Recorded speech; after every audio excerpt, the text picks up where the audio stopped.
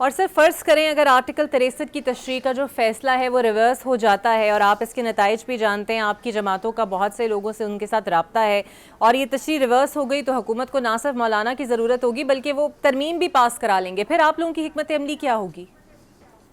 اچھا دیکھیں، ترمیم پاس کرانے کے لیے دیکھیں مولانا صاحب کا جانا ایک اور بات ہے، وہ ایک ان کا اپنا جمہوری حق ہے کہ وہ آج جس طرح سے فیصلہ کرتے ہیں، مگر جو 63A والا معاملہ ہے نا، یہ بیسیکلی ایک ہارس ٹریڈنگ کا ذریعہ کھولا جا رہا ہے، اور ہارس ٹریڈنگ سے ہٹ کے کہ جس طرح سے لوگوں کو توڑا جا رہا ہے اور لوگوں کی اوپینین بنائی جا رہی ہے کہ نہیں آپ ایک خاص کاز کے لیے ساتھ شامل ہو، اور مقصد کیا ہے کہ عمران خان کو اور 8 فروری کا جو دھاندلی ہوئی ہے اس کو کسی طرح سے جو ہے نا اس کا رستہ بند کیا جائے کہ کسی طرح سے دوبارہ عمران خان اس صفحہ ہستی پہ نظر نہ آئے، اور یہ سارا اسی پلان کے تحت ہو رہا ہے، تو اس سے فرق تحریک انصاف کو نہیں پڑے گا۔ تحریک انصاف کے بندے جدھر کھڑے ہیں وہ کھڑے رہیں گے، انہیں پہلے راؤنڈ میں بھی ہزیمت کا سامنا پڑا تھا، بڑے ڈھنڈورے کے ساتھ یہ آئینی ترمیم جی پاس ہو رہی ہے، اور آپ نے خود فلور آف دا ہاؤس پہ دیکھا کہ کس طرح چیزیں فزل آؤٹ ہوئیں، آج پھر آپ لکھ لیں دوبارہ ان کو پھر اسی طرح سے شرمندگی اٹھانی پڑے گی۔ بالکل ٹھیک ہے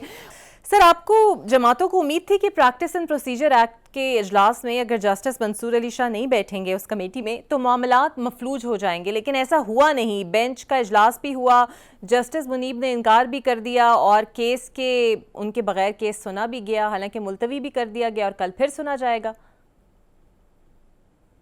یہ تو دیکھیں نا، ایک اوور آل ایک آرڈیننس لایا گیا تھا، جو آرڈیننس اگر اس کی حقیقت دیکھی جائے تو آرڈیننس کا مقصد کیا تھا، اس پریکٹس اینڈ پروسیجر ایکٹ کو ختم کر دینا، کیونکہ پریکٹس اینڈ پروسیجر ایکٹ آپ لائے کس لیے تھے کہ حکومت نے جو اس کو سارا اتنا ڈھنڈورا پیٹا اس لیے کیا کہ چیف جسٹس کے پاس اختیار بہت زیادہ ہیں، وہ ماسٹر آف رول بن گیا ہے، ڈیموکریسی نہیں ہے، زیادہ بندے انوالوڈ ہوں گے بہتر فیصلے ہوں گے، تو اس آرڈیننس کے ذریعے اسی چیز کی نفی کی گئی۔ جب ایک بندہ آپ ڈسپوزل پہ رکھ دیں گے چیف جسٹس آف پاکستان کی ڈسکریشن پہ، تو پھر تو کمیٹی کا مقصد ہی فوت ہو جاتا ہے، اور اسی چیز کو جسٹس منصور علی شاہ نے اپنے لیٹر پہ ہائی لائٹ کیا کہ اس چیز کو پہلے فل کورٹ ڈیسائیڈ کرے کہ اس کی قانونی حیثیت کیا ہے، جب تک وہ ڈٹرمن نہیں ہوتا تو چیزیں آگے بڑھ نہیں سکتی، تو انہوں نے بالکل ٹھیک کیا، اور اب یہ جس طرح سے جو بھی کارروائی ہو رہی ہے اس کی اس طرح سے کوئی وقت نہیں ہے، مگر ہے کہ ظاہری بات ایک پلان چیزیں چل رہی ہیں، ایک اسکیم آف تھنگس میں چیزیں چل رہی ہیں کہ ایک ہدف حاصل کرنا ہے، وہی نظر آ رہا ہے، وہ ساری قوم سے کوئی ڈھکا چھپا نہیں ہے،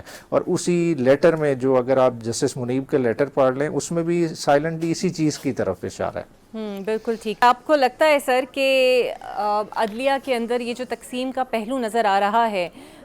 اس کا کہیں نہ کہیں آپ لوگوں کی جماعت پہ بھی اثر ہوگا اور واضح طور پر ہوگا؟ دیکھیں، عدلیہ میں تقسیم کسی طرح سے بھی نہیں ہونی چاہیے، اور یہ بڑا انفارچونیٹ ہے۔ دیکھیں، اور اس تقسیم کی ساری کا سارے ذمہ دار اس وقت کی موجودہ گورنمنٹ ہے۔ دیکھیں، پچھلی دفعہ ایک آرٹیکل 175A پہ عمل کرتے ہوئے چیف جسٹس آف پاکستان کے لیے نوٹیفیکیشن پیونی جج کا 80 دن سے پہلے ہو گیا تھا، آج 1 مہینے سے بھی کم بقایا ہے۔ یہ کنٹروورسی کس لیے رکھی گئی ہے؟ آپ جان بوجھ کے عدلیہ میں جو ہے نا دراڑیں ڈال رہے ہیں، کر رہے ہیں، آپ جسٹس کے نظام کو مفلوج کر رہے ہیں، اور آپ چاہتے ہیں کہ آپ کی من پسند ایک کورٹ بنے۔ آئینی ترمیم کس لیے لانا چاہ رہے ہیں؟ بیسیکلی یہ کوئی آئینی عدالت تو بنانا نہیں چاہتے، یہ ایک سیاسی عدالت بنانا چاہتے ہیں، اور اس سیاسی عدالت کا کیا مقصد ہوئے گا کہ وہ ان کی جو 8 فروری کے الیکشن میں جو دھاندلی کی ہوئی ہے اس کو پروٹیکشن دے اور ان کے اقتدار کو طبالت دے۔ اور آپ سمجھتے ہیں کہ اگلے ہفتے جو شنگھائی تعاون تنظیم کا اجلاس ہو رہا ہے اسی سیریز کے اندر احتجاج کی کال دے دینا یہ ٹھیک ہے؟ دیکھیں، وہ تو ساتھ ساتھ گورنمنٹ کا کام چلتا رہے گا۔ دیکھیں، ایس سی او کی ہسٹری دیکھیں، ایس سی او بنی کیا تھی، تو وہ تو بیسیکلی ایک تو بنیادی طور پہ تو دفاعی تنظیم بنی تھی نا، ٹھیک ہے، تمام یہ جتنے ممالک ٹوٹے ہوئے تھے رشیا سے وہ کٹھے ہوئے تھے، ٹھیک ہے نا، اس وقت جو افغانستان میں حالات تھے ان کو مد نظر رکھتے ہوئے بنی تھی، آج پاکستان اس میں شامل ہوا ہے، تو آج بھی شنگھائی کوآپریشن کا اگر اجلاس ہے اس میں کون سا رشیا آ رہا ہے، باقی معاملات آ رہے ہیں، مطلب یہ تو ابھی آپ ہوا میں تیر چلا رہے ہیں۔ بنیادی طور پہ جو دیکھنے والی بات ہے، آپ نے اپنی دوبارہ سے فورن پالیسی کو ریلیونٹ کرنا ہے۔ آپ اس وقت دنیا میں ارریلیونٹ ہوئے ہیں، جب تک آپ اپنے آپ کو ریلیونٹ نہیں کریں گے آپ کے ساتھ نہ کوئی تجارت کرے گا نہ باقی معاملات کرے گا۔ آپ کی ابھی تک سائیڈ ہی نہیں ڈیسائیڈ ہو رہی کہ انٹرنیشنلی آپ کدھر کھڑے ہیں، آپ ایران کے ساتھ کھڑے ہیں، آپ سعودی عربیہ کے ساتھ کھڑے ہیں، آپ کدھر کھڑے ہیں، آپ کی کسی ہمسائے سے نہیں بن رہی، ٹھیک ہے، انڈیا آپ پہ جو ہے نا حملے پہ حملے کری جا رہا ہے، آپ کو کوئی پرواہ نہیں ہے، آپ کے اندر انہوں نے اپنے اسٹریٹجک ٹارگٹ نیوٹرلائز کیے نہیں ہے, مگر کسی نے اف تک نہیں کیا.